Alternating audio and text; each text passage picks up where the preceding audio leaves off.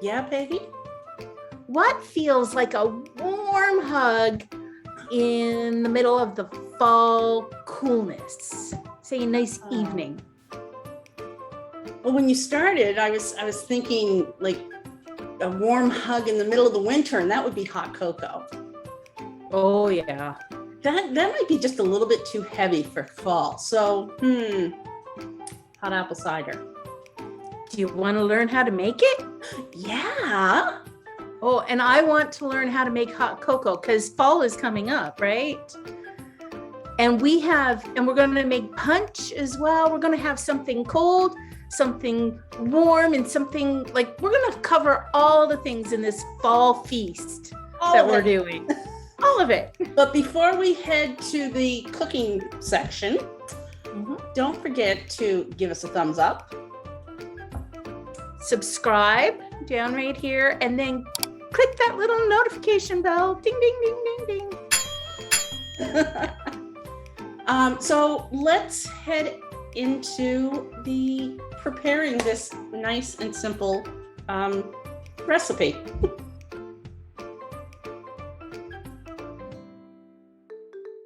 Step number 1. Yes. Get a pot. Get a pot. Get a pot. How big a pot? Okay. Put it on the stove. How big a pot? Well, you're going to use about 1 liter, so you'll need enough to hold 1 liter of juice. I'm going to use this pot. Okay. Yeah. Okay, got a pot. Okay, put it on the stove. On the stove. Yeah, turn the stove on. How high? Medium. Medium. Okay. Yeah. Take your can of pineapple juice there. Pineapple juice? Yeah, give it a shake. Right. Forgot that the first time I used these. Yeah. And pour it in the pot. Always need something to pull that tab up on these ones. Yeah. And the ratio here is about 4 cups of apple juice to 1 cup of pineapple juice. Okay. So now, once you get that added, pour in your apple juice. Do I need to measure it? You got 1 liter there, so you should be good. Oh, it is 1 liter. I was thinking it was 1.36. Oh, I'm glad you know what I'm doing.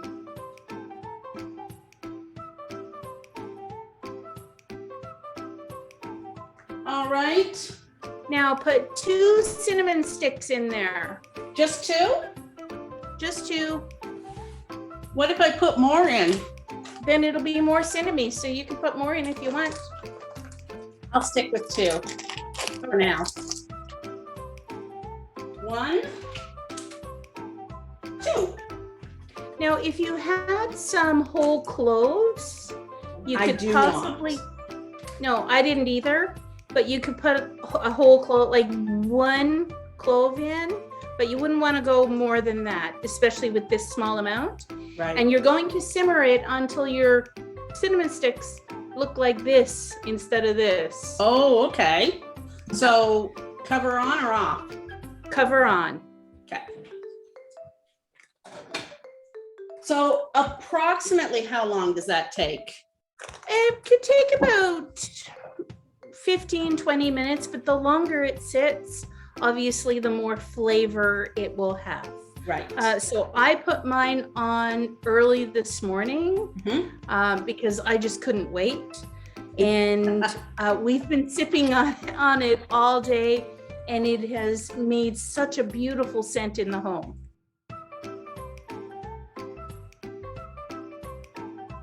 Nice and simple. Well, I'm going to get started on the hot cocoa. And just to give you the background, the first year I was in Norfolk, I decided after the Christmas Eve service, I would invite people into the parsonage, just, to sort of, people that may not have any other plans, who knows what. So I was going through and baking a lot of stuff, and and whatnot. And it's like, okay, so what am I going to have for drinks?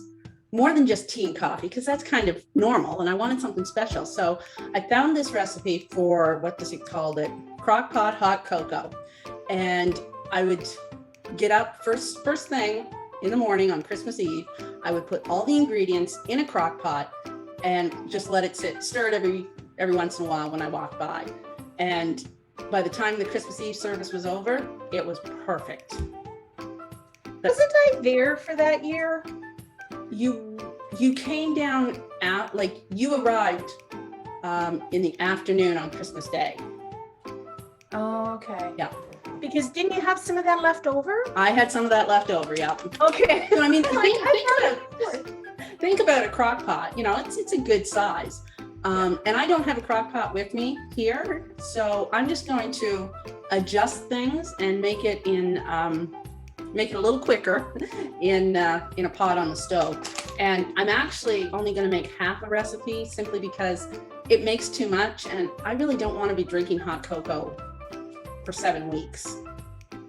I will mention this, that the hot apple cider, you can take that and pop it in your fridge. Like I've kept my juice jug so that I can pour it back into the juice jug and then put it back in the fridge. Right. And it lasts for as long as your juice would last. Okay. Yeah. Okay. And I did take this out of the crock pot that night, and I would put it in containers and put it in the fridge.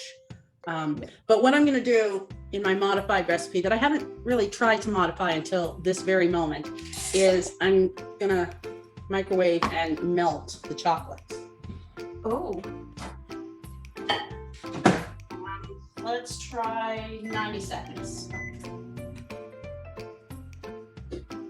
And we have the recipe down in the description box, so check that out. And yeah, I won't tell you all the details, but you'll need heavy whipping cream, but you don't whip it. Baxter's. You'll need milk, sweetened condensed milk. There ain't no calories in this. Sorry. And some vanilla. So I'm just going to grab a pot. I'm going to start with the whipping cream. And my recipe that I've put in half is 3/4 of a cup. And then a whole bunch of milk. Is that whole milk or 2%? This is whole milk, but you could use 2%. Oh, okay.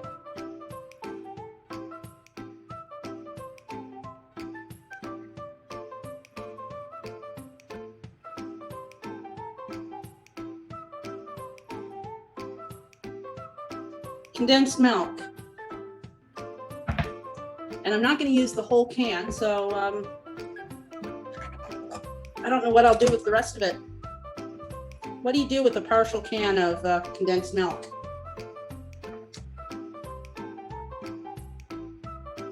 So I'm going to use about half a can. And a little bit of vanilla. That looks like enough. I've been hanging around Peggy too much. And just give that a little stir.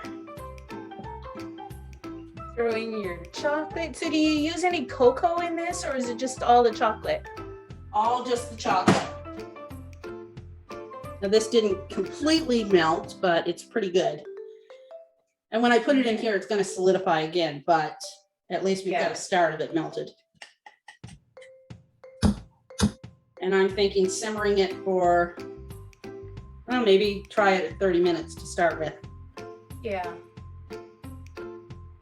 I want to get all that good chocolate goodness out of the cup. I'm not a big fan of chocolate, but I do like a cup of hot chocolate if it's good. And I do remember having this, and it was pretty good. It's very rich, is what I've heard so many people say. Yeah. And for some people, that was a good thing, and for others, not so much. Yeah. So, I mean, you know, it's like anything.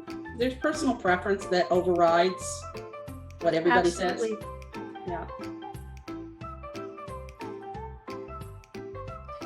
So I probably should have heated up the milk part before I put the chocolate in, but live and learn, right? Oh, you're used to doing this in a crock pot, which does all the work for you. Exactly. Yeah.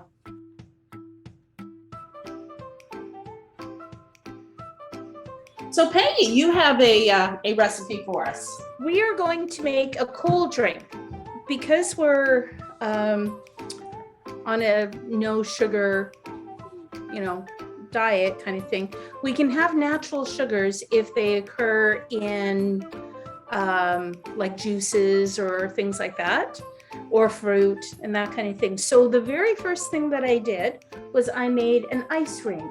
So I put blueberries, strawberries, blackberries, raspberries, and orange slices in this container. Let the water become infused with those flavors, and then I froze it. So I'm gonna pop that out. It's so pretty, look at that. That is gorgeous. Isn't that pretty? Oh, So I'm gonna my. pop that in my bowl here. And all I have is this. I wish I had like a pretty punch bowl, but I don't.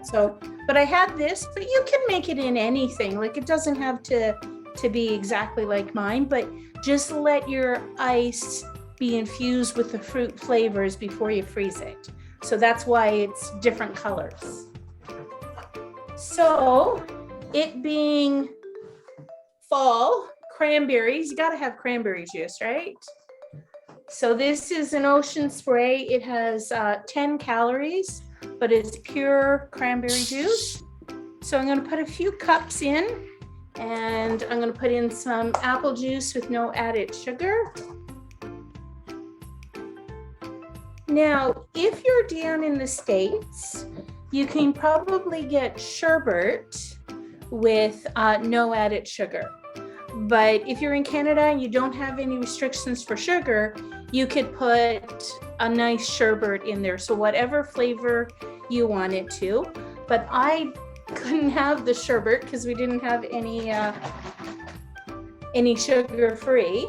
So I bought this Boathouse Farms. It's an amazing mango smoothie, but it has, let me see, it has mangoes, apple juice, orange juice, banana puree.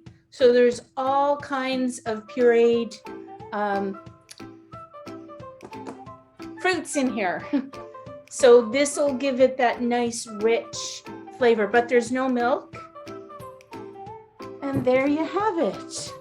Oh my gosh, this is so heavy, but it's so pretty. Oh, wow. You give it a stir, and then you got it ready for people to come and to taste. And then as this ice melts, it'll add the flavors from the fruit into it, so you can stay out all evening. So you're not watering down your punch as the evening goes on. Yeah. There you go.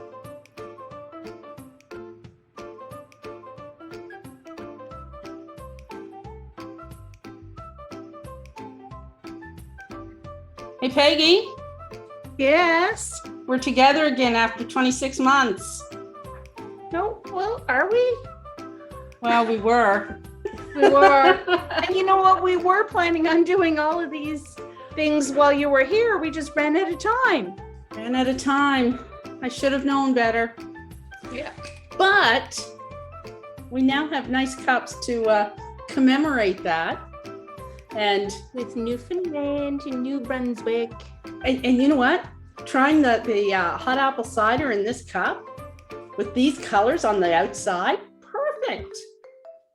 So fall-y. Oh my goodness, so good. And you have only been like, what, maybe 20, 25 minutes?